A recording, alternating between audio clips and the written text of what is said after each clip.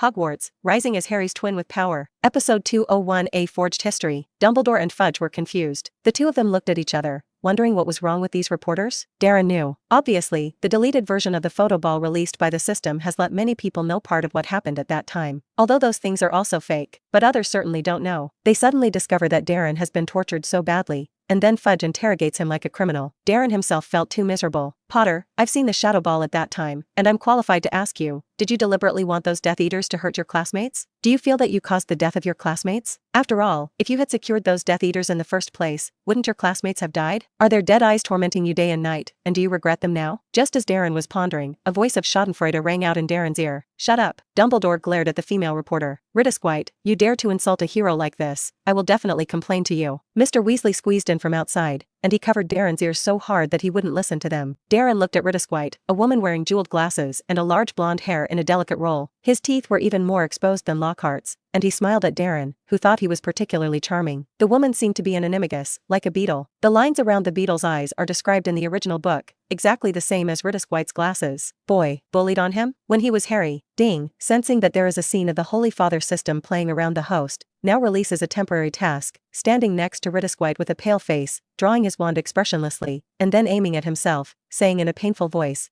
"They are all killed by me. You are right, I killed them, I should have died a long time ago." And chant the Shattered Bone curse. Please do not move while chanting the spell, and wait for Dumbledore to stop you. Ding, after the mission is completed, get a fake history. Will the host pick it up? Forged history? What is it? But presumably the system will explain it to him in a moment. Access. Darren closed his eyes, and then his eyes instantly turned red. With a pale face, he refused Mr. Weasley's hand that covered his ears. Then he looked at Riddlesquite, who was squeezing unscrupulously next to him. Riddlesquite was still chasing him and asking if he felt guilty. By the way, this woman is really inserting a knife into the wound. Darren took a deep breath as he slowly pulled out his wand. Riddlesquite saw him pull out his wand, first startled, then interested. Are you trying to do something to me? Because did I talk about your sore spots? Darren skimmed his lips. This woman is indeed one of the most annoying characters in the original book. He decided that he would carelessly give her a hard time for a while. Thinking of Riddlesquite for a moment, Darren almost laughed, but he quickly turned expressionless. He said softly, "You're right, I caused them to die, and I didn't do it right at the time. I didn't do anything, and they died. I've felt that way for a long time. You're right, I damn it." His eyes were lifeless. Dumbledore's heart sank, and he quickly held his wand tightly in his hand. Really? The next instant, Darren suddenly pointed his wand at his chest and said, "Shattered bones. Obstacles." As Darren recited the incantation, an invisible wall stood in his way. Darren shifted his direction slightly. The spell that hit the invisible wall immediately bounced back onto Riddlesquite's body. Ding! Congratulations to the host for completing the mission and getting a fake history. A forged history. The host can imagine a history and make it a reality. Alright, it's a scene card that you can make yourself. He didn't know exactly what to add now, or to use later. At this time, we still have to face the scene in front of us. Potter kills. Potter is going to kill me. Oh my god. I'm going to die, Rita Skeeter screamed. There was a deep scar on her face, to the top of her neck, and the wound is spurting blood outside. There was an uproar all around. Immediately, a wizard took Riddlesquite. "Don't move, don't look at those, let's go first." Mr. Weasley immediately stood in front of Darren, who wanted to turn around and save Riddlesquite, but Dumbledore's palm pressed against his shoulder, dragging him forward with great force. Darren doubted that he had been cast any spell by Dumbledore. After all, he felt that he could not move at all now, and was completely dragged by Dumbledore. "Arthur, I'll take Darren to Hogwarts first, and you're right, I almost forgot Harry, and Harry is in your office, right? Get Harry back to Hogwarts from the Flyway Network in a moment." Dumbledore said something serious. Then he set his eyes on Darren and said, "I'm sorry, but when I get to school, I'll undo the spell." Headmaster Dumbledore, Darren. Rest assured. Dumbledore raised his wand. He and Darren instantly returned to Hogwarts. Before Darren could complain that the phantom transfiguration was terrible, he was almost pulled by Dumbledore to the headmaster's office. "Sit, my boy." Dumbledore waved his wand before Darren felt that he could move. He said guiltily, "I'm sorry, Headmaster Dumbledore, I worried you." Ding, father plus 80. Dumbledore didn't say a word, but only offered him 80 father's value, and then looked at him with a look of inclusion, as if waiting for him to continue. Darren began to wonder for a moment whether Dumbledore had seen through his performance, and now set up a stage for him to perform as much as he wanted. But he immediately denied the idea, for after he suddenly stopped speaking, Dumbledore paused for 10 minutes, still sighing softly, and felt a shadow ball out of his pocket. "Good boy, I'll open it up here. Don't you mind?" Episode 202 No One Can Save You. Darren was a little embarrassed. This photo ball is the picture he made out of his imagination. How tragic it is. In order to let people know how much he has been wronged, when it was disseminated, he was not embarrassed at all, just thinking that he could create a holy father for himself. but right. It's a bit out of place to play it in front of him. It's as awkward as a parent watching a little movie they perform. The fingers of the feet can buckle the ground. His fingers were trembling a little, and his face was full of written refusal. Darren, it's necessary that people are all in need of face those who suffer. Dumbledore saw Darren's refusal, and he tried to speak calmly. Darren understood that Dumbledore was planning to counsel him. This one, can he say he's all right? No more Headmaster Dumbledore. I'm all right, I don't need to look any further if I can go back first if you want to see it. Darren refused. He stood up, said goodbye for the first time without a courtesy at 1 o'clock, and walked out of Dumbledore's office. Darren, Dumbledore's voice could still be heard behind him. Without pausing at all, Darren walked out of the office doorway. Potter, where are you going? Follow me in. At the door, Darren saw Snape. Snape's expression seemed irritated. When I saw Darren, I wanted to grab him. Darren dodged his arm, looked at him expressionlessly for a moment, and then walked away without looking back. Can't stand it. Don't think about watching him a little movie. Of course, this is also a matter of revenge for the last time Snape threatened him. Snape watched in a daze as the boy left his back. Originally, because of the anger of hearing the boy take all the blame on himself at the trial, all disappeared without a trace. Yes, the boy no longer regarded him as the professor he had been, he could trust. It was that time he had personally severed the relationship between the two of them, and now the boy was rightfully so. He thought he would be happy that way, but suddenly I felt that my heart was empty. Snape was silent for a moment, when suddenly the black robe rolled and slammed open the door of Dumbledore's office. He laughed sarcastically. This is long overdue. The boy was inexplicably trusted and adored, and he had had enough. How could his greasy, gloomy old bat need these? Severus? There you are, have you seen Dallin? Dumbledore was startled by the sound of him opening the door, but asked in a good voice. Of course I saw that disrespectful little cub, and if you ask me why I didn't stop him, why didn't you stop him yourself? Snape shouted angrily. Don't spare it. How can you talk to the principal like that? Oh my god, there is such a professor in this school, Dumbledore, and I want you to expel him. Snape's actions and words made the other portraits of the headmaster in the office shout angrily. Then you must be the principal to have the right to expel me. Yes, you asked Dumbledore to fire me, and you see if he will listen to you? When you are dead, you should look like you are dead, and if you are fine, don't talk. Where did so many words come from in a portrait? Snape said a whole bunch of things. The portraits on the wall are tongue-in-cheek, and their faces are red. They simply couldn't refute Snape's words. They don't quite understand what's wrong with Snape. Suddenly it became like this? But they were angry, very angry, and they looked at Dumbledore, hoping that Dumbledore would teach this Snape a good lesson. Severus, what are you? Dumbledore wasn't much angry, he just looked at Snape in surprise. A hint of irritation flashed in Snape's eyes, and he said with a black face, I'm all right, I'm fine. So headmaster, what did you tell me to do? Just to stop Potter?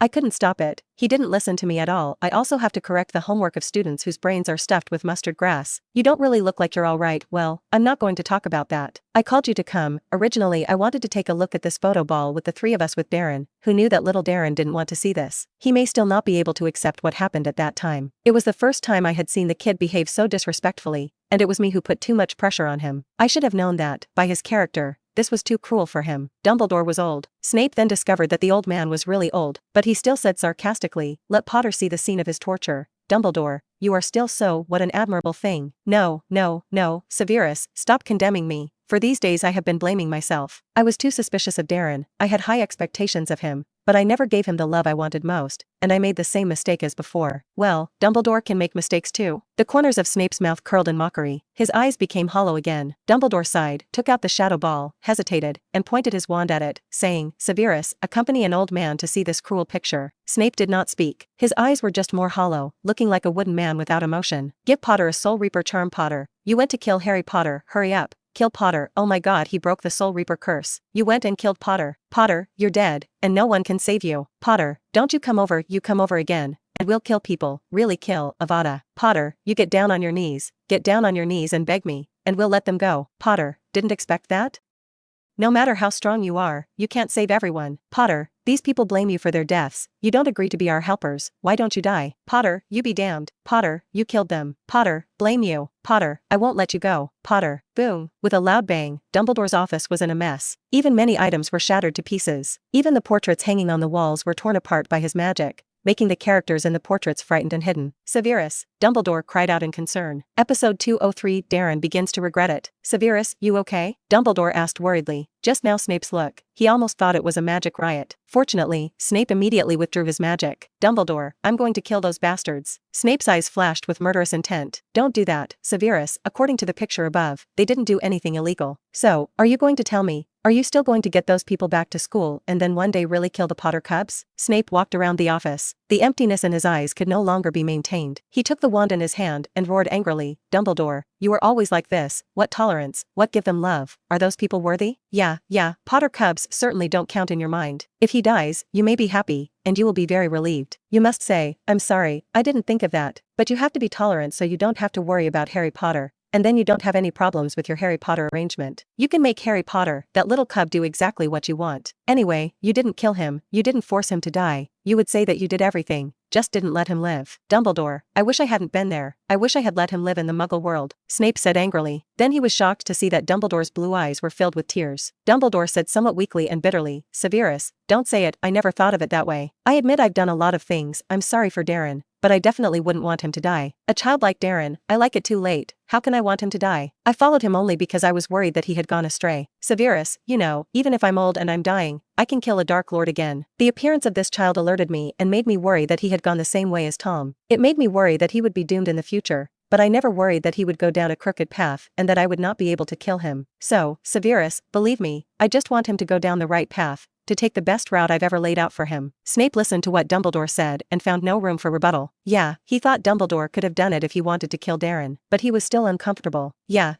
you always like to control the cut, now is it as you wish? He said sarcastically, looking at the mess in the office and the photo ball that he had shattered. That's what I regret, Severus, I'm sorry, for you, and for that child. Darren made his way back to the Slytherin lounge unimpeded. Dumbledore required all students to suspend all outdoor activities in their respective colleges' lounges. So when Darren went back, the lounge was full of people, all talking about Darren. There were even people inside watching Darren scatter the shadow ball. Of course, there are also pirated ones. The picture is not very clear, not as good as Darren let the system make it out. But none of this affects these people from chasing the drama, and they look at the picture like they are fascinated. This is the scene as soon as Darren enters. He looked expressionlessly at a student's photo ball, and the self on it shouted, please, let them go, as long as you let them go. He was already starting to regret it. But, ding, father plus 50, ding, father plus 60, ding, father plus 70, ding. As Darren stepped into the lounge, a large number of father values appeared on his panel. Darren was stunned. Didn't he not speak? Is it because he spoke on the photo ball and then touched these people? This? It doesn't seem to be too regretful. The only bad thing was the picture of him in the full lounge, which he was a little hard to accept. Darren. Betsy stood up suddenly. Darren watched as she also had a shadow ball in her hand, and he opened his mouth. I had the heart to want her to throw the ball, but after thinking about it, she still showed a strong smile and said, Sister Shwe, I still have some things. I went first. Ding, father plus 80, ding, father plus 70, ding, father plus 90, ding. This time it's even more. Darren was almost moved, and this was the first time Slytherin had given him such a considerable fatherly value. Yes, you can, Darren. Are you feeling well? Betsy asked cautiously. It's all right, sister, I'm all right. Darren shook his head, as if thinking of what had happened before, and his face became even paler, but he continued to smile. It's just that this laugh is very ugly. Ding, father plus 50, ding, father plus 40, ding, father plus 40, ding. This time the father's value is significantly less. Apparently, Slytherin had entered a restrained and restrained mood again. Darren sighed. How could these Slytherin people not be as easily moved as those at Gryffindor? However, Dumbledore was also Gryffindor's, but there were very few particularly touching scenes. Always very restrained. I went first. Darren said one last word, and then went straight into his room. No, he needs to take a shower quickly. Lying outside all night and letting the system fake so many wounds and shed so much blood. Although there is a cleanup, but the psychological feeling is not good. I always feel dirty. He anxiously entered the bathroom. When he came out again, he saw Paggy standing outside. Darren, little master, you're finally out. Oh, Paggy knew that after the little master was injured, she punished herself very much, and it was all Pashy's fault. Paige took a handkerchief and wiped the tears from her face. Darren noticed that Pashy's handkerchief was all soaked and didn't know how long she had been crying. I'm sorry, Paige, it's my fault. I'm worrying you. Ding, father plus 100. The little master is always like this. Obviously it has nothing to do with the little master,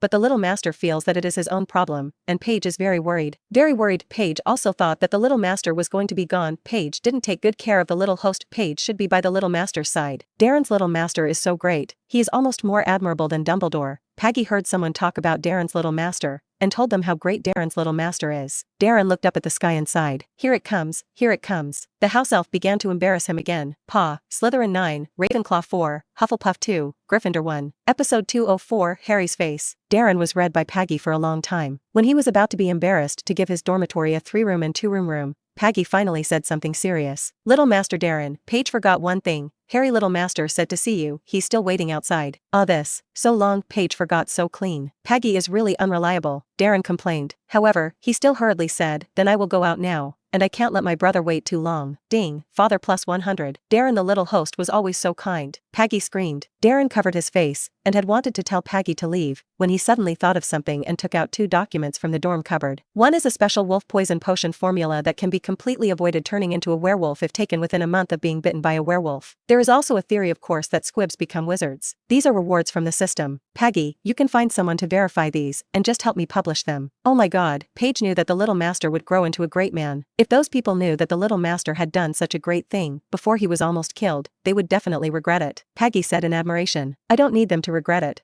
I do this just because I can make it. I don't need others to thank me. Ding, father plus 100. Little Master Darren is really the master who Paggy loves the most, and Paggy will do it now. Bang, Paige's excited phantom shifts away. Darren sighed. Sure enough, Paige tanka him. The house elves were simply his nemesis. Boasting about him like this, his awkward toes and fingers could snap out of Hogwarts, and he helplessly smashed himself into the futon. Almost as soon as he fell down, he fell asleep. I don't know how long I slept. When I woke up again, I was woken up by a loud noise. Then in front of him stood a figure wrapped in black robes. It's Snape. He looked up blankly. This is his dormitory. What is Snape doing standing here? Potter is looking for you. Snape simply dropped a sentence and hurried away from inside Darren's dormitory. Before leaving, he waved his wand and restored the door to Darren's room. Darren twitched the corners of his mouth. No way, this guy actually broke through the door. No wonder he found Snape looking a little embarrassed. Apparently he wanted to come in and see if he had been kidnapped again. By the way, what did Snape just say? Potter looking for him? Porter? Isn't he Potter lean, Harry? Darren patted his head, forgetting to forget that he was so sleepy, that if Paggy hadn't come, he would have fallen asleep. I don't know what time it is now. I hope it has not collapsed. Anyway, by the time Darren rushed out of the lounge, it was already dusk outside. Brother, I'm sorry I've slept. I forgot. I'm sorry. Ding, father plus 100. Ding, father plus 100. Ding, father plus 100. Ding. In addition to Harry's 3 contributions, there were also quite a few fatherly values in the account, and there were obviously quite a few people staring at Darren. Did you oversleep, or did you dare not come out to see me? Harry gave the father a value, but suddenly asked with a straight face. There was a lot of doubt in his eyes. Darren was about to answer when he was interrupted by Hermione. Darren, you're all right. It's really great. Hermione hugged Darren and said happily. Okay, Hermione, you get out of the way, and I'm going to hug Darren too. Hey, what are you staring at me? Ron pushed Hermione away and hugged Darren a little, and he said happily, Darren, you don't know. Fortunately you are still alive.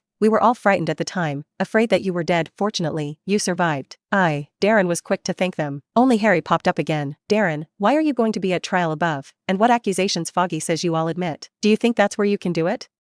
Do you think you're great that way? In fact, Lo exploded. He looked at Darren angrily. He also pulled out his wand and pointed it at Darren so fiercely. Ron and Hermione's expressions were somewhat complicated, but they still blocked Harry. Harry, don't say it. Yeah, Darren didn't mean it. The two of them persuaded Harry while glaring at Darren, wanting him to confess his mistake. Ding, sensing that there is a scene of the Holy Father system playing around the host, now release a temporary task, walk to Harry's side, pale face, put his wand on his body, and say, brother, you can do whatever you want. Death is the same at the hands of whomever you want. Anyway, it's the same. Ding, after the mission is completed, get Harry's patron saint. Will the host receive the task? Harry's patron saint? What is that? Still, he clicked on it. Then he looked at Harry. His face gradually turned pale. It was a stark contrast to the ready he had just come out. Obviously, he had pretended to be happy before. He hadn't actually forgotten what had happened before. Harry knew it was so. He remembered Madame Pomfrey's words, and looked at Darren as sarcastically as possible. Not loaded? You always do this, pushing everything on yourself, and I even began to suspect that you were deliberately pretending. Darren almost broke the defense. Is this seeing through him? But immediately he saw the worry in Harry's eyes. Well, it was supposed to be someone who taught Harry to do that. It is estimated that it is also a part of psychological counseling. Well, he should also receive psychological counseling. After all, it is impossible to pretend like this all the time. So he walked step by step to Harry's side, and Ron and Hermione wanted to say something, but still didn't. Then he saw Darren put the tip of Harry's wand against his own chest. Darren, Harry cried out in shock. He thought of what Madame Pomfrey had said, and Darren seemed to be more serious than Madame Pomfrey had said. Can he really help Darren? Why do they all think he can do it? Even Dumbledore thought that only he could help Darren. They believe that Darren's memory will not be taken away unless it is a last resort. According to Dumbledore, Darren still needed to face such horrific memories as calmly as possible. Because of this memory, it has caused too much damage to Darren. If he couldn't recover himself, it would be to take away this memory, and Darren would still have such a dead heart. Episode 205, The Twins Have This Ability? Darren didn't know what Harry was thinking, but he knew what he was going to say next. So he stood in front of Harry with his eyes down and said, brother, you can do whatever you want, and whoever dies at the hands is the same. Anyway, it's all the same. His last words were inaudible but firm and passed into the ears of many people. Ding. Congratulations to the host for obtaining Harry's patron saint. Harry's patron saint. Harry's patron can be summoned when the host needs it. Note that it must be after Harry has mastered the patron charm. Its role may only be a camera. Forehead. What is this stuff? Can this stuff also be used as a reward? He rolled his eyes. If he wasn't acting at this moment, he would definitely have to complain twice. Darren, if you want to cry, cry out is not good. Don't force a smile like this. We are twins. How can I not know that you are sad? I can feel it. Madame Pomfrey let me feel it carefully so that I could know your emotions. Oh, how is it possible? If Harry had this ability, wouldn't he be able to see that he was now full of complaining mentality? But Harry was still talking. So I felt that you wanted someone to kill you, right? Why do you think that? Those people deserve it. They force you to do so many things. How can you possibly hurt yourself because of what they did? I'm your brother. I won't let you die. You're not allowed to die. Have you heard? Harry said angrily. He was a little worried when he heard Mr. Weasley say today that Darren was in the wrong state, but he thought that Darren would at least not waste his life. Who knew that when Mr. Weasley arrived at the office, he would learn that Darren had confessed to the accusations. There is no will to survive. Even Dumbledore didn't know what to do with him. Mr. Weasley even pessimistically told him that if Darren were to continue to do so at trial tomorrow, then everyone would have to suggest that Darren be given the true agent. Even they all know that true vomit is harmful to the body and is used in public, which is likely to expose privacy, because you can't guarantee what questions those reporters will ask. Yes, there will be some reporters at tomorrow's trial. Guarantee that when using the vomit, Darren himself consented, or most of the jury. Theoretically, those journalists don't have the right to ask questions. They are just witnesses. But who knows what will happen? Especially there was a Rita Skeeter inside. She was originally the kind of person who was afraid that the world would not be chaotic. Plus Darren also hurt her. It wasn't what Darren wanted, but it did keep Rita Skeeter in St. Mungo for 10 minutes. It is said that Rita Skeeter is already secretly thinking about what questions to ask tomorrow to make it difficult for Darren. She's likely to ask some infuriating topics. If Darren doesn't answer well, then the entire wizarding world will criticize him. So Mr. Weasley didn't want Darren to use the vomit, but Darren wasn't in the right state. If he accepts those accusations, in order to preserve his reputation, he can only use the true agent. Harry had asked, couldn't that ball of shadow be used as evidence? But Mr. Weasley told him directly that the shadow ball could also be faked, and that wizards had a way to do it. Although they all think the photo ball is real. However, the photographic ball was not used as evidence at trial. And in front of Darren, play the picture inside the photo ball again, which is too cruel for Darren. Those scenes, even some adults are reluctant to watch it a second time. It's like a knife. Harry listened to the images almost with his eyes closed. He didn't dare to look at it, and at a glance he felt that it was all his fault. And it was because of him that he would let Darren suffer these torments. If Darren wasn't his brother, how could he be hurt like that? Harry's eyes were red. He looked at Darren, who was looking at him in a daze, and suddenly said in his heart, "You are not allowed to take those accusations on yourself anymore. If you do such a stupid thing again, I'll hurt myself." Ha used his wand to cast a damage spell on his arm, and the blood on it was gushing. "Brother, go to the school doctor's office. I was wrong, brother. Don't hurt yourself, hurry up. Healing spell, I won't do that again. Ding, father plus 100. Ding, father plus 100. Ding, father plus 100. Ding." Listening to Darren's assurance, Harry's angry expression suddenly turned to pleasure. That's it. Somewhat self-sufficiently, he picked up a bottle of potion and poured it on the wound. No need to cure the spell. Just now I took a bottle of potions from Madame Pomfrey's school infirmary, and it is said that the medicinal materials are very precious to see, and they are all ready. Harry looked at an anxious Darren with his arm. The top is already clean. Brother, how can you hurt yourself like this? Didn't you promise me not to be reckless? Ding, father plus 90. Ding, father plus 80. Ding, father plus 80. Ding. This time, the father value is not full. Apparently what Darren said didn't quite move them. Hermione looked at him helplessly. You also said that Harry was reckless, that you were reckless. Flint told you to go to the Black Lake. You went to the Black Lake. Aren't you worried that Flint will kill you? You should have come to us then, told us, and we discussed it together. I'm sorry to worry you. Darren showed a guilty expression. Ding, father plus 100. Ding, father plus 100. Ding, father plus 100. Ding. Oh, Darren, I'm not blaming you. You're so kind that you can't think of any kind of bad thing those people can do. Well, let's not talk about that. I brought you food, and you shouldn't have eaten since you came back, right? Hermione took out 2 beef patties from her pocket, and a couple of grilled sausages, which she had brought with her. Oh, and this. Hermione took another letter from her pocket and handed it to Darren. Darren saw that it said the sender, Cornell Fudge. Episode 206, Fudge's threatening letter. Fudge? What did Fudge write to him for? Is it to let him answer the question tomorrow and stop casually accepting the accusations? So he opened Fudge's letter. It was written in messy strokes. Darren Porter, I hope you can be careful in your words and deeds at the trial tomorrow. Cherish the opportunity. I don't think you will be willing to use the true agent. Cornelius Fudge. This is a tone that is completely unsuspended. Obviously, this is the goods that forced him to go to court, and threatened him before going to court, and as a result, they are all forced to this now, and it is not good to intercede. This is absolutely intolerable. Ding, sensing that there was a scene of the Holy Father system playing around the host, now released a temporary task. Look at the letter in front of you, show a look of horror and fear, and when Harry asks to read the letter, he rushes to avoid it, and said, Brother, I'm sleepy, I want to go back to rest. You know I just came back from St. Mungo. Ding, after the task is completed, get the forged card ×1. Does the host receive the task? Forged cards? This one works. Anyone who was killed can come back to life in a fake way, and Darren can only say that the system is good. Access. Darren looked at Fudge's letter, his fingers trembling slightly. His face gradually became frightened, and the expression on his face was difficult to ignore. Harry frowned, immediately wanting to see what Fudge's letter had written in Darren's hand, but Darren immediately put the letter away. Darren, Harry frowned. He felt that there must be something wrong with the letter. Otherwise, how could it have made Darren show that expression and put away the letter when he looked over? It's all right, brother. I'm just a little too sleepy. I'll go back to sleep for a while. I left first, I went straight to trial from Street Mungo. I'm so tired. Ding. Congratulations to the host for completing the mission and getting the forged card ×1. Another forged card. Darren was still happy. The next time I do something again, it will obviously work. He got up to leave, but he was grabbed by Harry. Darren, brother knows you're tired and knows you want to go back to sleep for a while.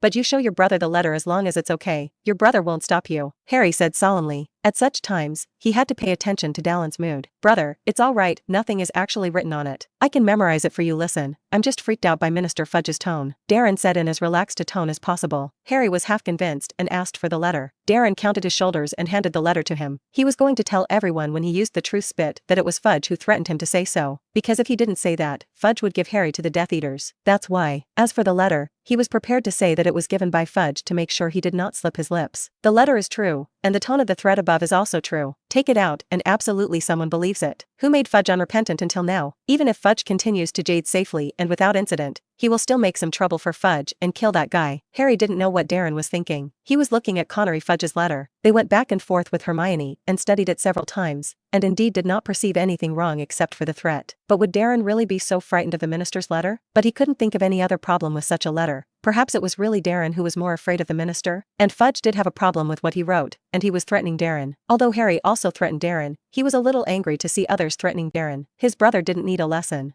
This kind of person's letter, Darren, you don't take it to heart. Go ahead, go back to eat and go to bed. Have a good trial tomorrow. And when it's over, we'll be able to go to class again. Harry handed the letter to Darren's hand. He smiled with some reassurance, apparently already thought of the scene from the new school. Darren nodded palely, making enough of the reaction after being threatened. Watch Darren slowly departing back. Hermione still hesitated. Harry, otherwise we will tell Dumbledore about this. I still think there might be something wrong with it. Darren has always been kind. How could he be afraid of the minister's letter? Maybe there's something on that letter that we don't understand? Okay, I think we should report this too. Maybe Dumbledore can find something. Hogsmeade, a small guest house. Rita Squite was looking straight at a quill and her mouth was constantly chanting something. The quill on her desk twisted on its own, as if someone were clutching it and writing a book. A large paragraph of text gradually appeared under the pen of the quill pen. He has green eyes, red hair, and almost all the beauties of Hogwarts, all of whom have an ulterior motive. The Slytherin students didn't like him, and I think they might have a terrifying and shady mentality. Darren Porter also always likes to show off his past life, and seeing everyone show sympathy always makes him feel morbidly satisfied. According to my understanding, Darren Porter once beat up a classmate at Slytherin College, and one classmate was even seriously injured. Rita Skeeter looked almost obsessively at the words on the table. Oh, my darling, write a little more explicitly. This matter can't just be left alone. I must let him. Rita Squite was talking when suddenly she leaned over and fell. He fell heavily from his chair. A woman gradually appeared behind her. She held in her hand an invisibility cloak and a magic wand. Oh, sorry, I need to replace you for a few days, she said in an insincere tone. After all, I had to get up close to him to determine if the thing was on him. But who could steal that thing from Dumbledore?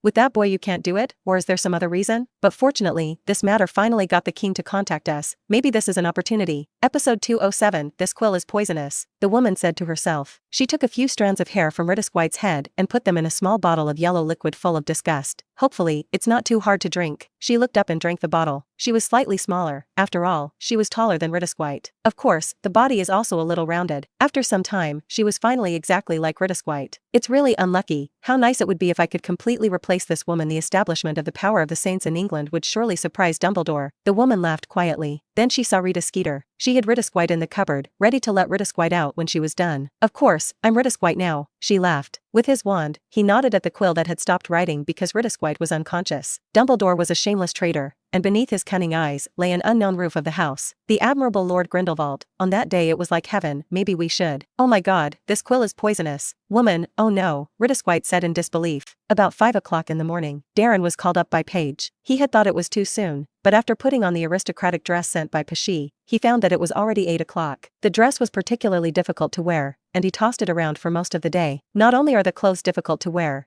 but even some trinkets must be brought in the right place. According to Pashi, the nobles were very particular about these things, and if they didn't bring them well, they would be ridiculed. Darren would love to say that he wasn't an aristocrat in the first place, and he really didn't want to wear it. But when Patsy brought it over, she said that this was what the portraits in the Potter family's old house had requested. They believe that the trial is very eye-catching, and Darren, as the second in line to the Potter family, must not wear too plain. And the Potters have a long history. Although they did not enter the 28 Divine Pure Blood family because they thought that Muggles and wizards were the same, they were also nobles. Once when James went out to a big event, he would have to dress up seriously. Anyway, Paggy explained a whole bunch. Let Darren swallow all the words he had refused, back into his stomach. After all, who made him a little father? When he was done, Darren stood in front of the mirror and took a picture, and then he was happy. He was good-looking enough before, and now he wears a dress and takes off the noble prince alive. An understated dark black dress, with the temperament of a holy father on his body, is definitely a sister suit. Darren's little master has grown up. Paige was so happy. In the blink of an eye, Darren's little master was just like the little adult. Darren's little master is a rare beauty in Potter's house, even better looking than Mrs. Lily. Alright, Paige's words always filled Darren with embarrassment. Let's go, Pashi, we're going to go to the trial. Don't let my brother wait too long. Ding, father plus 100. Darren the little master was always so considerate, Paggy said excitedly. Darren quickly avoided its sight and walked quickly out of the dormitory. The moment Darren came out, the students in the Slytherin lounge all looked up in amazement. They were all people who knew that Darren was at trial today and had come to deliver Lewin awkwardly. But I never expected to see such a scene. Darren,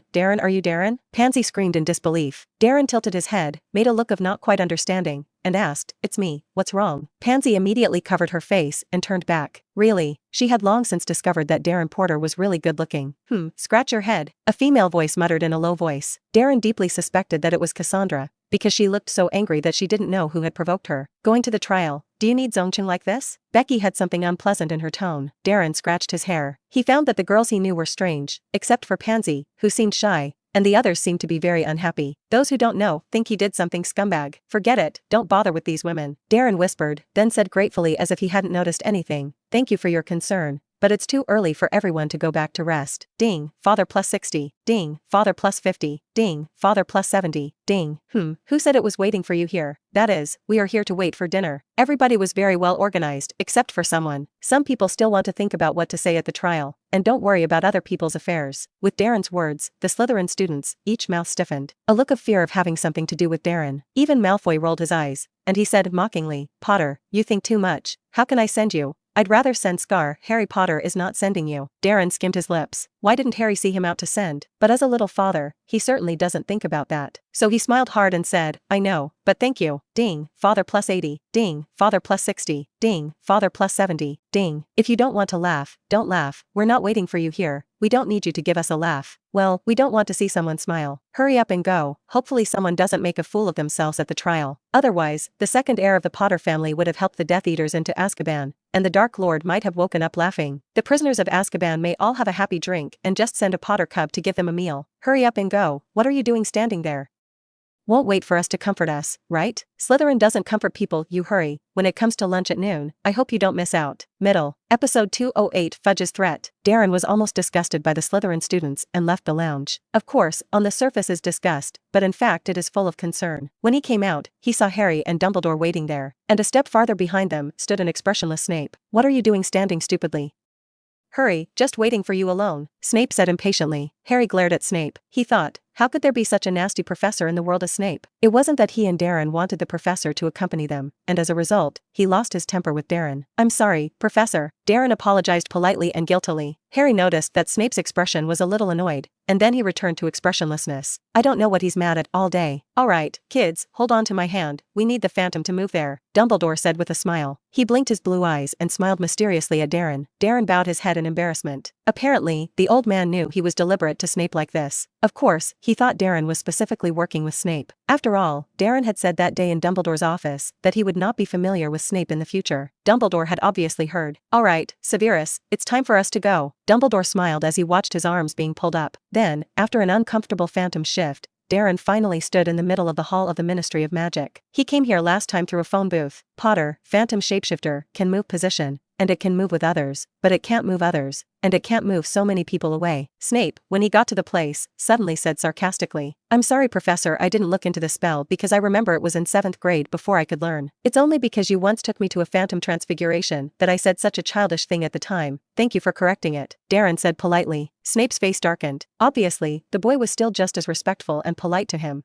but he just felt very uncomfortable. Because even if the boy treats any professor in the castle, he will not say it so officially. He would scratch his hair in embarrassment and then smile embarrassedly. Instead of not being as lazy as he was to him, he didn't even bother to give a little expression. "You know, or Professor Freeway will cry." Snape couldn't help but say sarcastically. "Yes, thanks Professor for reminding me," Darren said officially. Harry noticed that Snape was almost furious, but he didn't understand at all. What the hell was Snape going crazy about? Darren obviously didn't yell at Snape like he did. What was Snape angry about? Fortunately, at this time, other people appeared around and interrupted Snape's anger. "Potter, look, it's 2 Potters. The one with the scar on his head is Harry Potter, and the other one who is particularly good-looking is Darren Porter, and I've seen him in the photo ball. You can actually observe the real appearance of Rumpot from the shadow ball. His face was full of blood, his body was full of wounds. I didn't dare to look at it. I don't dare to read it, but I really need someone to read it, and I can write a newspaper after reading it." They didn't just talk, some even came up to greet Darren and Harry. Harry was worried that they would scare Darren. After all, their expressions looked like they were going to grab Darren and ask him for 3 days and 3 nights. Fortunately, Snape's blackface played a role. Many wizards thought that Snape was some kind of bad wizard, so most of them hesitated to retreat. "Dumbledore, here you are." Fudge came from afar, and he said in a hypocritical tone. Then his gaze skimmed over Harry's body and onto Darren's. "Did you read my letter yesterday?" Darren showed a shrunken expression. He whispered, "Look, so do you know what to do?" His tone was somewhat unpleasant, clearly angry at Darren's non-cooperation yesterday. Darren smiled twice. Just by Fudge's tone, it's strange that he doesn't do anything today. "Cornelius, are you threatening Darren?" Dumbledore said in a somewhat unpleasant tone. He didn't want Darren to raise his will to survive yesterday and then be ruined by Fudge. "I'm for you and me, Dumbledore, you know." Fudge smiled and said as he looked at Darren again and then went straight ahead. But after a few steps he turned back and saw Darren and Dumbledore standing still,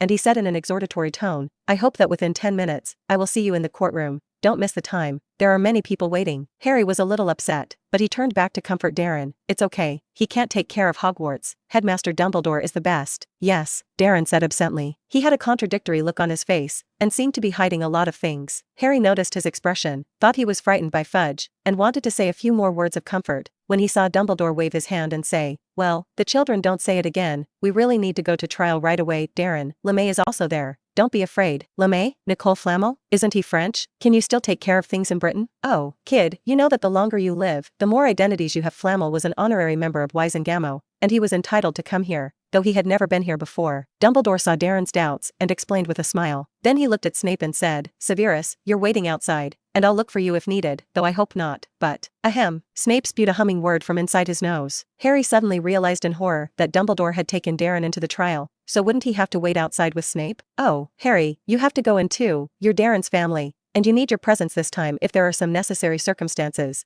They will need your consent." Episode 209, What is Doubting? Harry immediately had a look of happiness on his face. As long as he wasn't allowed to be outside with Snape, he was happy. As for what Dumbledore said about the contingency, he could guess that Darren would need to spit out the truth if he really didn't cooperate in the end. The use of the true spirit, in the regulations of the Ministry of Magic, does require the presence of family members. "So, let's go," Dumbledore said. Then he walked to the front and strode toward the courtroom. Harry rubbed his hands nervously. There were big people everywhere, and many of them he had seen in books. As soon as Darren entered, a Sirius which led him straight to the chair in the middle of the trial. Harry had wanted to follow, too, but was pulled by Dumbledore. "Harry, your place is over here." This time, the trial left a place for Dumbledore, next to where the family was sitting. Harry followed Dumbledore's guidance and sat down in his family's place. He found that there were already more than 40 people sitting here. They are all adult witches and witches. They looked very serious. Harry also heard some of them whispering something. He eavesdropped on it and heard only a few words. "Don't truth tell or reject." Although he had only heard these 3 words, Harry almost understood that what these people meant was that they would never use the true spirit. He turned around in disgust. He suddenly found that some people were worse than Malfoy. At least Malfoy didn't want to kill Darren. Of course, it is also possible that Malfoy did not dare. Maybe Malfoy should have been scared to find his father when he saw the Death Eaters. Harry laughed. Then he chased after Dumbledore. He found Dumbledore sitting at the front of the Wizengamot jury. Next to him was a white-haired old man. The old man was very old. Harry had seen him. He was Nicole Flamel. He had said he wanted Darren to be his heir. This time it may be to help Darren. Harry was instantly relieved. With Dumbledore and Nicole Larmay, how could he lose? Darren sat in a chair next to him were still the 6 students. Directly in front of him is Fudge with the jury, and in front of him on the right is the position of the family. Behind them all stood reporters, some with large cameras in their hands, and others with quill pens, almost as dressed as Rita Scat. But Darren recognized Rita Squite from inside in an instant. It wasn't that the woman impressed him, but that he felt his death invisibility cloak from this woman. Good fellow, was Rita Squite stealing his invisibility cloak? Darren's cat, Lizzie, stole the Grim Reaper's invisibility cloak every day and gave it to others. At first, Darren didn't know. He still knew about it because of Harry. Knowing this, he decisively replaced Lizzie with a mock cat. Of course, there were too many things going on during this time, so he didn't pay attention to who the specific invisibility cloak was given to. As for asking the system, 10,000 Holy Fathers is worth it, and he is not stupid. And in the past few days, because Voldemort's diary has come to the door, he has come up with such a big thing, and he has not paid any more attention. Who would have thought that the cloak of invisibility would actually run to Rita Squite's body? Did Rita Squite steal his invisibility cloak, or did the man who stole his invisibility cloak disguise himself as Rita Squite? What is this for? Wouldn't it be to assassinate Dumbledore? Darren thought carefully, but he immediately gave up on these ideas, because Fudge had cleared his throat and started. So let's start now, Conti. Do you have anything else to say about the previous allegations? Fudge looked at a man named Conti. He didn't start with Darren today, probably for fear that others would say he interrogated the victims first. Mr. Minister, I have decided to drop the previous allegations, and what I said may have been too biased. Darren Porter should have just inadvertently let go of those Death Eaters. The boy named Conti spoke, and gave Darren a flattering smile. Darren came to be interested. No way? Are these people planning to sell misery? After the end of the first trial, all the previous charges were dropped, and everyone would suspect that he had threatened it, right? If Rita Squite herself came, she could write 100,000 words of love and hate. Darren skimmed his lips and watched them perform. Sure enough, as Conti said this, several other students immediately dropped the charges, and then they all smiled at Darren with a flattering smile. The reporter in the back frantically took pictures. Darren found that the people on the field now, some people have begun to show a suspicious look. If they wait, maybe they may deepen the impression. Dare to orchestrate his character? Oh, even more insidious than him? System, give me all the pictures to make a picture ball. Kill them. Ding. To make the full version of the shadow ball, it takes 5,000 Holy Father values. Is it made? Production. Darren laughed. Then he looked at these people sympathetically. There was no way, in order to clear the suspicion, in order to let these people enter Azkaban, he could only make 5,000 Holy Fatherly values. But on the surface, he still showed a grateful expression. Apparently, he really did not seem to expect that these people would be willing to take the initiative to drop the charges. Thank you, Darren said with some remorse. Ding, Father plus 50. Ding, Father plus 60. Ding, Father plus 70. Ding. Darren, who had accepted the father's value, was a little excited. What was just spent, earned back. Sure enough, leaving everyone with the image of the Holy Father would be better to brush the father value, and his expression was more sincere. It seems that because of feeling the beauty of this world, Darren also showed a long-lost smile. Harry saw his smile and almost cried. Darren is always like this, and the little good of others will remember it firmly. He wanted to say that Darren was too good to coax, and he thought it would be good to just make him smile. And just when Harry was slightly relaxed, he suddenly heard a voice say in a scowl, "So, Darren Porter, now that the others have dropped the charges, then the rest is up for you to talk about. Why didn't you leave any of the Death Eaters behind?" It was Fudge's voice. Harry frowned. He didn't quite understand that. Wasn't it normal for Darren to leave a child without a Death Eater? Why do you ask? What else is Fudge suspicious of? I know that there must be a lot of people who think my question is difficult to understand now, but please think about the photo ball that is currently circulating widely outside. Think about the picture inside. What kind of strength is Darren Porter? For a while, he chased the Death Eaters, and it wasn't until the Death Eaters threatened the other students that they forced Darren Porter to retreat. So the question is, after Darren rebelled, why didn't he leave any of the Death Eaters behind? I think this is an important situation, and Darren must make it clear. After all, this question, the shadow ball did not give an answer. It ended when Darren was ready to fight back. Episode 210 advises you not to make a mistake. What Fudge said caused a whispered discussion. Harry saw that there were many people around him, and they all began to look at Darren with some wary eyes, as if they had not been the ones who had sympathized with Darren before. Can't those people run fast? Harry cried out in displeasure. Silence. Fudge looked at Harry. Harry Potter, I hope that without my permission, you will no longer be allowed to speak without permission, even if it is a boy who will not die. His face showed a sneering smile, and he obviously wanted to say more heartfelt words. Minister, Darren interrupted him suddenly. I get it, I know what you mean. I'll tell the truth. Hope the minister spares his brother, he said with a pale face, beautiful green eyes, starting to gradually turn red. It's like being forced to make a decision. Ding, Father plus 60. Ding, Father plus 70. Ding, Father plus 50. Ding.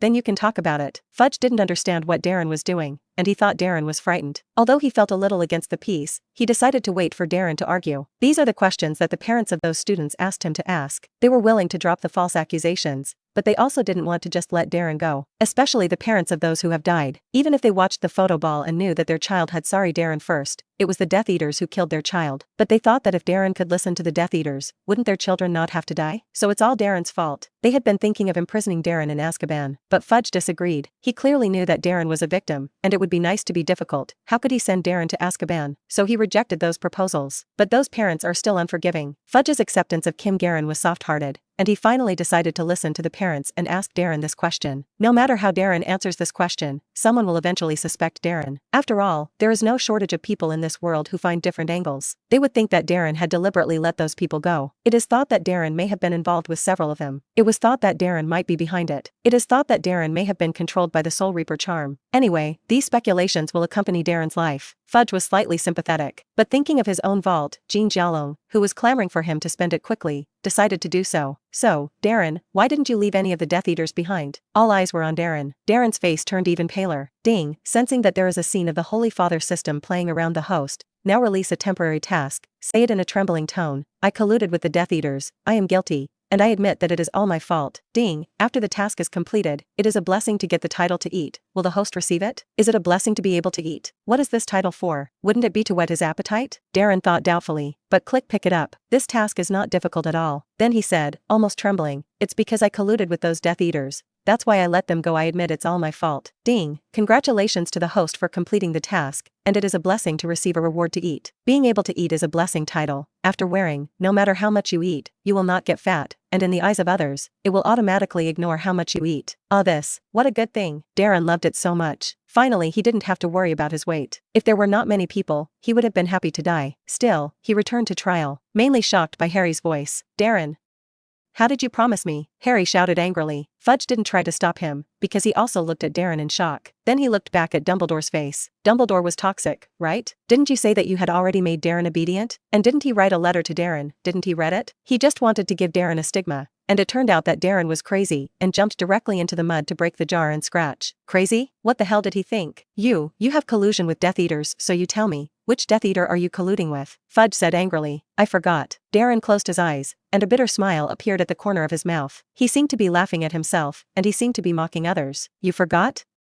Don't disturb the discipline of the trial, I tell you. If you make trouble again, I will not let you go. Fudge, are you threatening the victim? Nickelomer said with a sneer. Fudge took a deep breath, and he looked at LeMay with some displeasure in his eyes, but he still held back his anger. I'm not threatening him, I just want him to figure out and not come to this in court at trial. He was deliberately evading trial, and I would now very much like to use the same set of punishments used by wizards in the mid-18th century to give him a try. Fudge gritted his teeth and said. Then he suddenly looked at Darren and pointed at his hateful words. I advise you again, don't be mistaken. Then what do you want me to say? I can't say that your request. Darren spoke incoherently, as if he were afraid and like he was in pain, and anyone who saw it felt that he was forced. Fudge was going to get angry again, but a woman's voice interrupted him. Mr. Minister, maybe we can use the truth now? It's Rita Skeeter. Fudge was a little hesitant. He didn't want Darren to use the spit agent too much. After all, the answer that Darren answered under the action of the truth agent basically no one would doubt. As long as Darren, under the influence of the true agent, says that he did not intentionally release the Death Eaters, then he is not. The effect of those parents' demands has not been achieved. He quietly set his sights on the family seat. Those families are also hesitating. They shared Fudge's concerns. In this way, Darren left the trial without punishment, and they were not at all willing. Oh, just a little bit of the real agent, the minister. You let me ask a few less questions.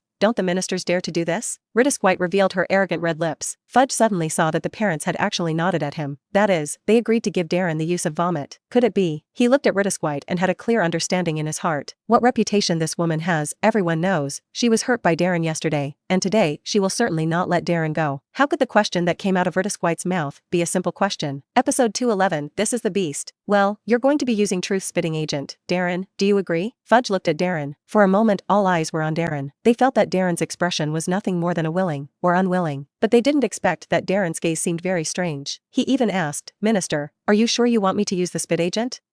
You know those words will cause. Just ask if you agree or disagree. You don't need to say so much. Of course, even if you don't agree, I can put a jury on a show of hands, and I'm sure most people will agree to give you the use of the true agent. Fudge said coldly. Apparently, he felt that Darren was scared. It's just the expression that Darren shows, which makes him feel a little uneasy in the end, but he didn't understand what it was all about. But if I agree to use it, that thing. As long as you agree, how to ask questions is our business. Fudge interrupted Darren again. Darren was almost smiling in his heart. He didn't look for death so quickly, but he said with some fear, you don't blame me, do you? As long as you tell the truth. Of course I don't blame you, Fudge said without fear. Come on, if you agree, then sign it here. Darren looked at it, and it was all about the regulations. For example, if you have a physical problem, you must consider yourself unlucky. For example, in the process of using truth-spitting agent, what privacy is known to the public cannot be finalized. He hesitated, but still signed. Fudge laughed. He beautifully handed the letter of commitment to Harry and Dumbledore, as well as Nicola May to sign. At the end, there were several signatures of the rest of the jury, and then the pledge was photographed by those reporters, trying to prove the truth. Well, Dumbledore,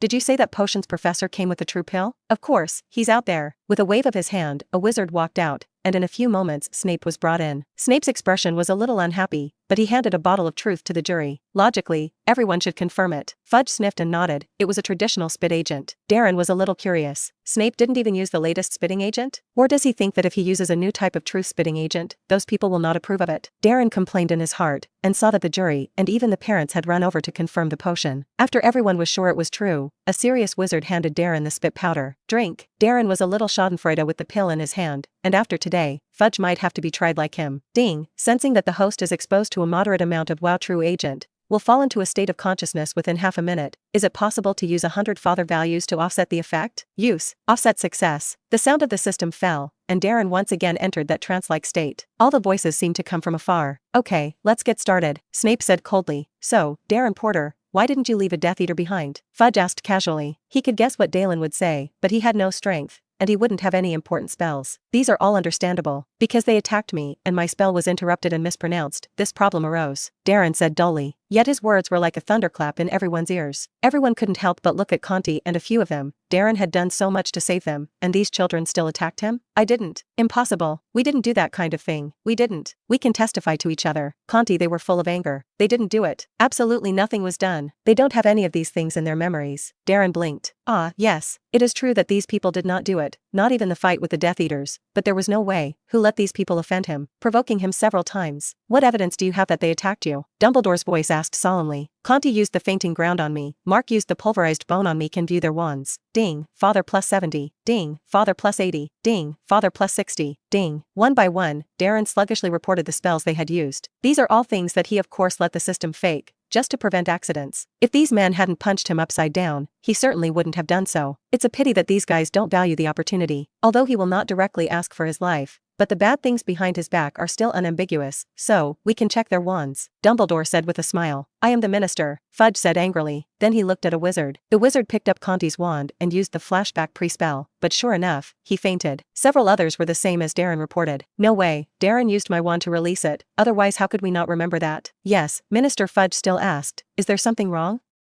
How could our children do such a thing? Conti said with an unacceptable look on their parents' faces. Fudge nodded hurriedly, and he looked at Darren and asked directly, so, you tell me, why don't they know these things? Because after the Death Eaters disappeared, they were going to join forces to kill me. They said I had so many injuries on my body that if they killed me, no one would know they had done it. I was so scared that I wanted to leave, but they stopped me and wanted to up with crushed bones on me together. All I could think of in my mind was to deal with them with nothing to forget, so they forgot everything. Ding. Father plus 100. Ding. Father plus 100. Ding. Father value plus 100 mixed. Ding. In Darren's dull narration, almost everyone looked at the Slytherins in disbelief. Is this still human? It's all beastly. Episode 212 was forced by the minister. Not so. We didn't do anything like that. We didn't do it. He did it on purpose. He wasn't affected by the vomit. The spit is fake. He made it up. Several Slytherin students argued eagerly. How could they possibly do such a thing? They knew themselves, and although they wanted to do bad things, how could they possibly want to kill Darren without the guts? Shut up. Fudge looked at the students angrily. A look of disgust appeared on his face. He is not jealous of evil. Instead, I felt that these students were likely to be dropped out of Hogwarts after this time. Even the answer obtained by the true agent can only be used as a reference, not as evidence. But after this matter was passed out, the future of these students was definitely ruined. It's also a waste of time to say nice things to these people. It is better to make a fierce appearance and show your justice. Do you have any evidence? Fudge looked at Darren. My wand can be checked from beginning to end. Fudge motioned for the previous witch to examine Darren's wand. A witch took Darren's wand. However, Darren's wand was somewhat uncooperative. It refused to obey the wizard's command to flash back to the previous curse. This is a Cypress wand that requires a loyal and dedicated person person to use. Of course, if it is approved by the owner of the wand, it can also be used. Let me try it, Nicole May said. He then took Darren's wand and used the flashback pre-spell. The spell is in effect. It's about forgetting, same as Darren said. Nicolomer smiled at the corners of his mouth. Just thought of something again, and immediately became angry immediately. Darren noticed that Dumbledore's face had turned livid. Never seen him so angry. Maybe I've never seen a student like this before, right? Harry's eyes were red and he was now constantly wiping them. Snape was still like that, his eyes hollow, as if everything in front of him had nothing to do with him. Such a scene almost whitewashes all of Darren's problems. Logically, that's the end of it. But Fudge and the other parents certainly didn't want to, and they set their sights on White. Darren had to be given a little stain. Otherwise, wouldn't they steal chickens and not become corrupt rice? Ask for your previous status. Be sure to ask about the black history of Darren Porter. White certainly lived up to expectations. She walked over to Darren, her eyes flashing, as if she were sure of something. Then she asked with interest, in the tone of White's original tone, since you are not in collusion with the Death Eaters, why don't you say it? Is it because you know that you will be used to vomit and then you can attract people's sympathy? Fudge, reporters don't have the right to ask questions, Dumbledore said solemnly. No, of course the reporter has, and White asked this question very well. Fudge was talking excitedly. Then his words were interrupted by Darren. It's Minister Fudge. I think it was Minister Fudge who was threatening me. And I woke up from St. Mungo's with a note in my hand. It said that I would admit that I was in collusion with the Death Eaters, or he would have put his brother into the hands of the Death Eaters, and I could only do that. Ding, father plus 100. Ding, father plus 100. Ding, father plus 100. Ding. Darren spoke slowly, without a hint of ripple in his tone, but through his words, it is clear how much psychological struggle he has done after seeing that note. Fart. Fart. I didn't. Stop quickly, give him the antidote, and shut him up the damn mouth. No, this spit is not right at all. It must be false. It is an invalid accusation, Fudge shouted. Dumbledore solemnly stopped him. I see who dares. Let Potter continue. Little did he know that Darren kept taking all the mistakes on him, and it was because of Fudge. Darren, tell me, that note has Minister Fudge's name on it? Or do you think it would be a misunderstanding? Dumbledore asked seriously. After all, it is indeed too shocking to accuse a minister. The note was in the pocket of my right dress, and when I got it, I thought it was given to me by Death Eaters. Plus I was so miserable that I did as above. By the time Darren said this, someone had already taken the note out of his pocket. The note did say what Darren said. Looking at the handwriting above, it seems that it is indeed Fudge's handwriting. The next day before I went to trial, I met with Minister Fudge, and he asked me if I still think so about what I said. I saw the threat in his eyes, and I began to suspect that Minister Fudge had asked me to do so. Because my ward was sealed off by Minister Fudge, only Minister Fudge himself and the doctor could enter, and Minister Fudge was suspicious. Darren said slowly, caught everyone's attention. The reporter's camera flash kept flashing. They all thought about what the headlines of the Daily Prophet were today. He said nonsense. Dumbledore, you can't believe him. Not to mention that what he says is also ambiguous. How can he be so sure that I did it? I never threatened him. Fudge, I don't know. But no one can lie under the influence of a truth agent, can they? Stop saying it's not a truth teller. Everyone here has confirmed it. Dumbledore said solemnly. Well, but Dumbledore, what Potter said was just his guess, and you can't arrest me for that. Fudge watched in confusion as Dumbledore pointed to his wand. Yes, so I'm waiting for Darren to continue. Dumbledore turned his head and began to ask, so, Darren, how did you determine that it was Minister Fudge? After the trial, my brother and many other classmates and professors were very concerned about me, and I suddenly wanted to live well. But Minister Fudge's letter appeared, and I saw that the letter resembled the note and that the handwriting was exactly the same. It dawned on me that it was Minister Fudge himself who wanted me to do this. I don't want to think so, but it is. The Death Eaters came to Hogwarts quietly, most likely because of the Ministry of Magic's problems. Only the Ministry of Magic could support those people sneaking into Hogwarts, and only Minister Fudge could do that. And for so long after I was attacked, Minister Fudge hadn't caught a Death Eater. I couldn't help but wonder, why didn't he catch it? Couldn't catch it or didn't want to catch it? After all, those Death Eaters are so arrogant that they have begun to spread the shadow ball. They are openly provocative, but they are still safe and sound. I feel chilled when I think about it, and my body trembles on a hot day. Episode 213, The Minister is under control. Darren's words frightened Fudge. He shouted that he had been wronged, but everyone looked at him warily. Because Darren was right, the one who could come to Hogwarts so quietly was probably the problem of the Ministry of Magic. There were also those Death Eaters who spread the shadow balls all over the sky, and Fudge had not found a single clue, which was too suspicious. Maybe we should control the minister first? A tall, dark-skinned wizard asked. Well, Kingsley, that's your business. Dumbledore handed Fudge over to Kingsley. The Auror of the Ministry of Magic pointed his wand discreetly at him. Darren almost laughed when he saw this, came over to be interrogated, and sent the minister in. But he resisted, because the woman White, while everyone was now grabbing Fudge, whispered in his ear, "Where did that silverware you wear come from?" Silverware? He remembered that the item that the system had given him, which was said to be a legendary item, had been drawn from Dumbledore. Is this the owner of the lost to find? But the lost owner should be Dumbledore. However, he still said slowly, It appeared next to me inexplicably. I threw it away several times, and it followed me. Then I gave up and took it with me. How can this be? White said confusedly. Obviously, she didn't understand, but she still said, so where is the silverware? Can you give it to me? Darren opened his mouth. Is this a clear robbery? However, as the little Holy Father, he still answered honestly, wear it on my waist, you can take it. Well, thank you. White smiled triumphantly, and she approached Darren and touched Darren around his waist with great speed. Sure enough, she had one more silverware in her hand the next second. Thank you so much. In order to repay you, give you one more question, Rita Skeeter said in a very good mood. Then she raised her voice and asked Darren aloud, Darren Porter, do you have any evidence of getting Conti and a few of them into Azkaban? White, what are you doing? You're crazy, Riddiski. What's in it for you to let our kids in? Shut up, Darren Porter. Hurry up, give him a spell, and make him lie down. Quick. The parents of the students cried anxiously, but it was too late, because Dumbledore had blocked their attack on Darren, and Darren has spoken out the evidence. Each of them has used the Avadasso curse, and there are also Soul Reaper charms. They can flash back their wand detection. Almost every one of them has done, so you should be able to enter Azkaban. Alright, brothers, go inside. No, it's not evidence, the Death Eaters robbed them of their wands. Yeah, that doesn't count as evidence. If this is evidence, then is it all up to the original owner to do what the bad guys snatched the wand? Our children are innocent. They shouted loudly. However, the door of the court was opened. Minister, it's not good. Another part of the content of the photo ball came out, and the students all used the unforgivable spell on Darren Porter.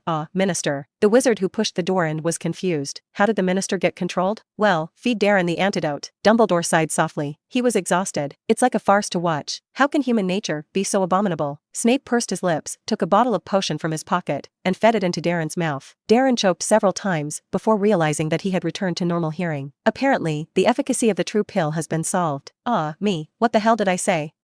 I didn't mean to. Ding, father plus 100. Ding, father plus 100. Ding, father plus 100. Ding. Darren looked at everything around him with a look of horror, obviously unable to imagine how he had become like this by drinking the true agent. Child, you are telling the truth. They deserve it, Kingsley said angrily. He patted Darren's shoulder with the palm of his hand, his eyes filled with encouragement. Thank you, but minister, well, he's going to have to be censored. Maybe the next time I see him, he's not a minister. By the way, Dumbledore, do I need to do something? No, Kingsley, do your job. Dumbledore shook his head. He glanced at Darren and continued, we should go back. Darren needs to rest. Yes.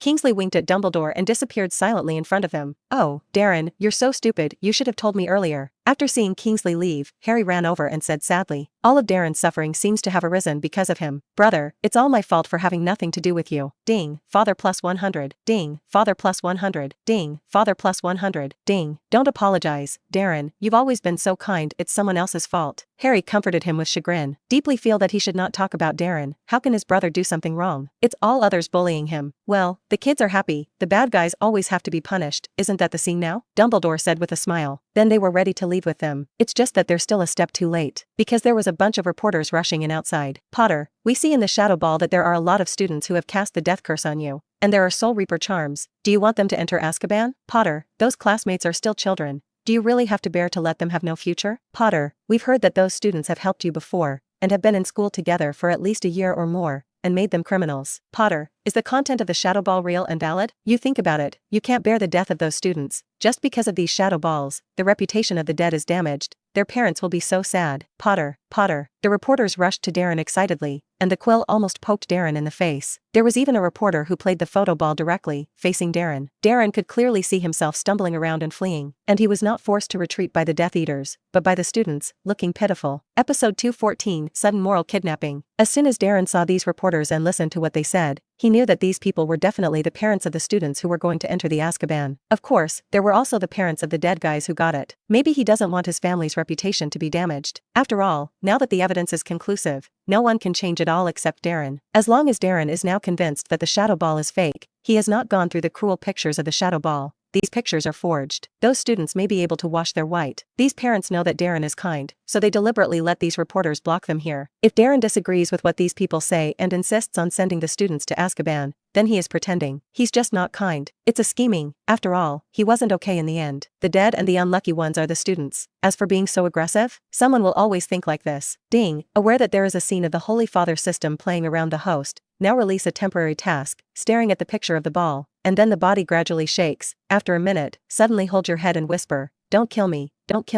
please don't kill me. I have to go back and tell my brother that someone is going to kill him. Ding, after the task is completed, get the reward execution card ×1. Does the host receive the task? Pick up. And it can't be that simple. We've got to do something more. Of course, perform first. Darren blinked, his gaze hooked as he watched in midair as he was being hunted down. The shadow ball is playing the scene of him painfully resisting the spells of those people, and everyone on it has a cruel smile. You can still clearly hear their words, "Kill Potter," and everyone will go back and say that they were made by Death Eaters. Yeah, the Death Eaters couldn't have imagined that Potter would die after they left. Maybe they're happy. Isn't everyone happy that Potter is dead? Hurry, Potter doesn't dare to fight us and kill him now. Darren above had fallen to the ground scarred, his eyes terrified. The wand in his hand was never raised against the thugs. Darren, don't look. Harry grabbed Darren's arm, as if trying to pull him away. Darren looked at the picture above silently. His body had gradually begun to shake his forehead. The reporter next to him kept asking him questions. Snape angrily blocked the reporters, almost yelling, "Enough, ask that kind of question again. I can give each of you a bottle of spit and see what you think. Severus, take Darren first, I'll deal with it." Dumbledore interrupted Snape, who noticed something was wrong with Darren and thought it was no use in throwing a tantrum at the reporters now. "If I can take him away, what else do I need to do here?" Snape shouted angrily. At this time, Darren's whole body was trembling, but his strength was surprisingly large. He couldn't move at all. "Enough." Dumbledore glanced at Darren, and with a wave of his hand, the photo ball in the reporter's hand suddenly exploded. It was playing Dalen, praying to the students to let him go. Darren also happened to end the timer after seeing the photo ball explode. 1 minute. The system calculates really on time. And just after Dumbledore smashed the shadow ball, the Aurors of the Ministry of Magic were pressing the students to come here. The students looked at Darren. Darren seemed to see them too, and he suddenly held his head and stepped back in horror. "Please, don't kill me. Don't kill me. I'm going to go back and tell my brother that someone is going to kill him. Why don't you let me leave a note and let me die after prompting my brother, please, please, please. Those are Death Eaters. They will come out and hurt their brothers, and they will hurt many people. I beg you. Or you swear to me. You swear to remind my brother of the news. I don't need you to kill me. I can kill myself. Why do I have to beg you? And do you know how many people will die?" Ding. Congratulations to the host for getting the execution card. Execution card. A person can be instructed to do something that the person is instructed to think is his own idea without being aware of it. Please don't use it in some yellow stories. It may rebel. The system is a bit excessive. How can you think of him like that? He wouldn't do that. Why can't I remove the sentence inside the parentheses? This is a mistrust between people and systems. Darren was very upset. Especially the unreasonable fuss of the system. Darren was indignant. Fortunately, Harry interrupted him. Darren, wake up. Don't scare brother. Forehead. He suddenly stopped talking after the breakdown, and Harry thought he was crazy. Or maybe it's about to go into a magic riot. However, he did not answer Harry's words, but came up with an idea. "System, get me a boggart that gives me control." Ding. 500 father values can get 1. You can follow the host's instructions to change. If it is placed at a designated location, you need to add another 100 father values. Deduction, just put it behind this cabinet behind me. Darren quietly noticed that the place he had retreated to, behind him was a cupboard. Ding. Already launched. Darren looked at the students and almost laughed, and in a moment he would surprise the students and make sure they all went in. He snorted inaudibly. Then he made a look of unsteadiness and suddenly threw himself on the top of the cabinet. The cabinet door was accidentally knocked open by him. Then someone who looked exactly like Conti came out, laughing wildly. "Darren Port, die." Then the boggart turned into someone else, each standing in front of Darren, pulling out his wand and seeming to be about to kill Darren. Darren wanted to run in fear, but he couldn't seem to stand up. But even so, he never swam at these people the whole time. Impossible.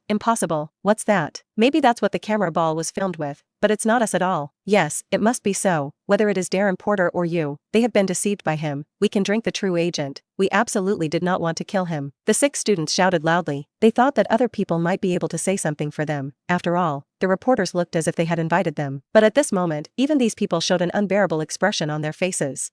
This is Bogart. You don't even know Boggart, do you? Episode 215, the trial is finally over. You didn't do it? Then Potter's imagination is really rich, Snape said in a tone of disgust. But then even Harry felt he was right. We didn't. Really, we can use the vomit too. Conti was trying to say that he could accept the true agent as well. But before he could finish speaking, a huge force came from behind him. He pounced unsteadily, and then Boggart stared at him. It suddenly changed into the way Darren looked. It was the scarred Darren, who had red eyes, and with a trembling forehead, picked up his wand and said, "Please, why? I didn't want to expose you, so why can't you let me go?"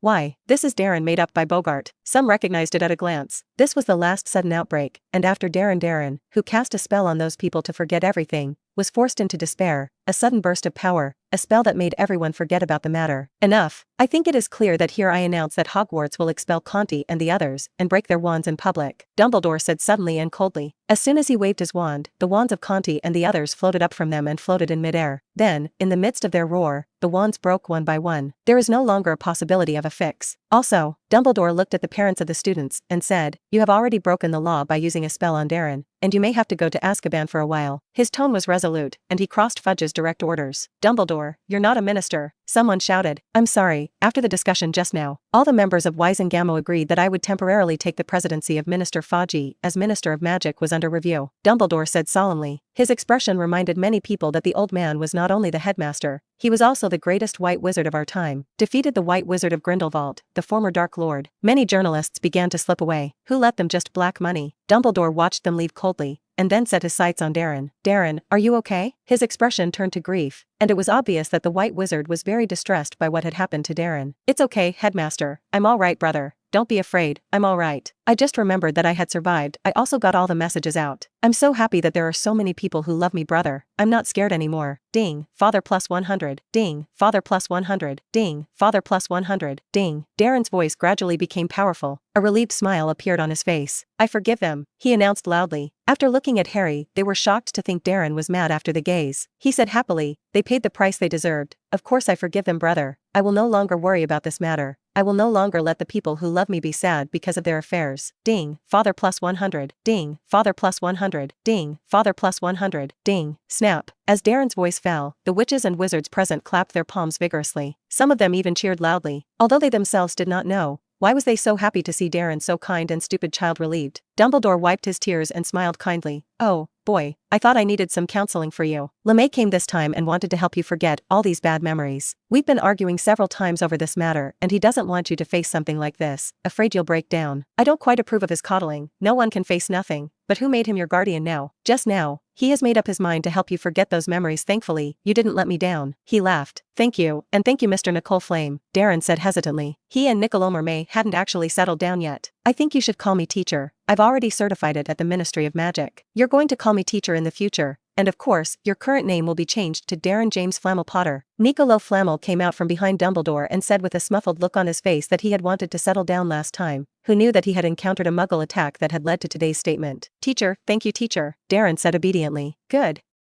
That being the case, this summer vacation, you have to spend it in my house," Nicole May said excitedly. If Darren hadn't needed to go to school now, he would have picked up Darren now. Perenelle was worried that she was going to come, but the French side wouldn't let her come. They always thought that when we came out, we would be attacked. Nicole Flammel spoke happily, and his words were endless. It wasn't until Dumbledore finally became impatient that Darren was spared by Nickelmay. "By the time I got back to Hogwarts, it was completely dark." Darren yawned one after the other, and Harry was the same. "Oh, children, I have to tell you at this time that Hogwarts will resume teaching activities from tomorrow. We were going to close the door to Hogwarts first, but now there are so many Death Eaters hanging out there, my professors and I agreed that maybe staying in school might be safer to boast. Moreover, I and the other professors have once again strengthened the protective magic of Hogwarts, and there should be no more Darren this time." His expression was still a little serious, and then he took a step back and said seriously, "Well, at the end, I will say again, if you have anything you want to tell me, or want to ask me, you can come directly to me." Harry was dumbfounded. He felt that Dumbledore was telling him, but he had no proof. Did Dumbledore really know those memories of his?